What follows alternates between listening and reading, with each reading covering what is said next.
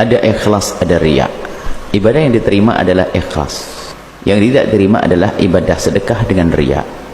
Tempatnya ikhlas dan riya adalah di dalam hati. Karena itu tempatnya di dalam hati, maka kita tidak perlu menunjuk orang lain bahasanya dia punya riya. Jangan katakan dia riya, bukan urusan kita, karena kita tidak tahu apa yang di hatinya seseorang. Kalau pengen menunjuk ikhlas, tunjuklah yang di hati orang. Kalau anda pengen menunjuk riya, tunjuk dalam diri sendiri, jangan menunjuk orang lain. Kita tidak tahu apa yang dia inginkan di balik itu semuanya. Coba, mungkin apa penilaian anda jika suatu ketika ada orang menyumbang ke masjid ini lalu berbisik kepada pengurus masjid, yang bisiknya bunyinya begini, tolong umumkan setiap majlis hari Jumat, setiap sebelum khutbah umumkan kalau saya sedekah. Mungkin orang pada berkata bahasanya, wah ini riya, kan begitu. Begitu aja pakai diumumkan sedekah. Anda tidak tahu sesungguhnya dia memerangi riya. Dia nyumbangnya 100 juta, hanya minta diumumkan 10 juta.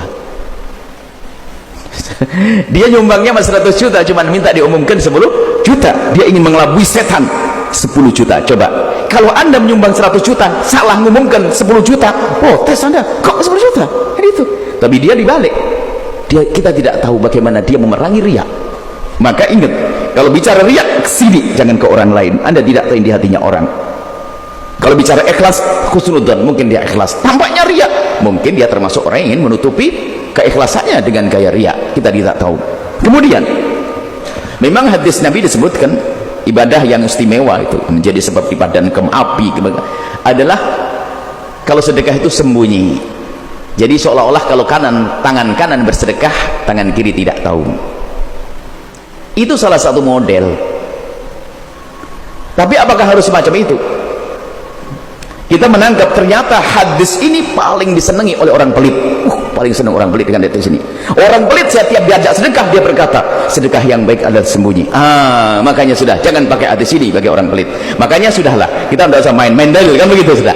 Jadi kadang kita harus sedekah terang-terangan untuk ditiru orang, kadang sembunyi. Bahkan biasakan kayak Imam Ali bin Abi Thalib sedekah di model 4. Sedekah siang hari, bil-laili wan nahari sirra wa alaniyah, dalam Al-Qur'an sebutkan. Bil-laili wan nahar, malam hari bersedekah, siang sedekah. Kalau punya 1 juta bagi 4, 2,5 sedekah. 2,5 siang hari, 2,5 malam hari, 2,5 terang-terangan, 2,5 sembunyi. Tidak tahu mana yang diterima oleh Allah. Kemudian tidak usah ngurus orang. Kita pribadi, anda boleh bisa saja anda sedekah dengan disebarkan di TikTok, suka-suka. Tapi ingat, kalau anda memang betul ingin diterima, anda tutup. Saya sedekah di posting ya, wahai jamaah, alhamdulillah saudara, hari ini saya telah nyumbang Cianjur 10 juta. Diekspos.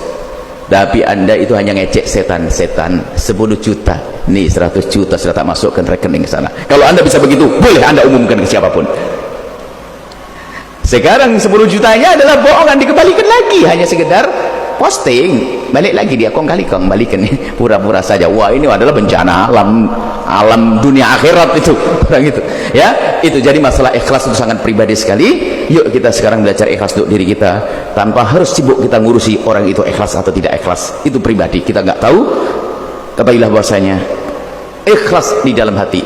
Kalau anda ucapkan pun jadi hilang ikhlas. Ikhlas di hati. Coba kalau saya ngomong, saya itu ikhlas loh ya, ngapain saya ikhlas ngomong-ngomong, katanya ikhlas, kok pakai ngomong? Ikhlas antara kau dengan Allah, gak usah pakai ngomong, yang tahu Allah kok ngapain saya ngasih tahu ke anda, kan musibah nih. Ikhlas halus. Ingat, jika nunjuk ikhlas ke orang, jangan nunjuk ke sini. Kalau nunjuk riya boleh ke sini, jangan nunjuk ke orang, maka anda akan selamat. Wallahu a'lam bishawab.